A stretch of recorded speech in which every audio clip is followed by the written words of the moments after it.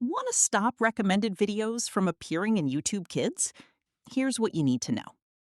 YouTube Kids doesn't have a setting to completely disable recommended videos. However, you can use approved content only to choose exactly what your child can watch. First, open the YouTube Kids app on your phone. Tap the setting icon in the top right corner.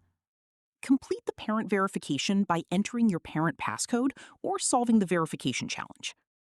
Select your child's profile. Enter the Google password and tap Next.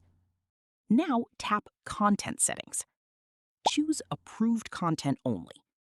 Then select the videos, channels, and collections you want to approve for your child.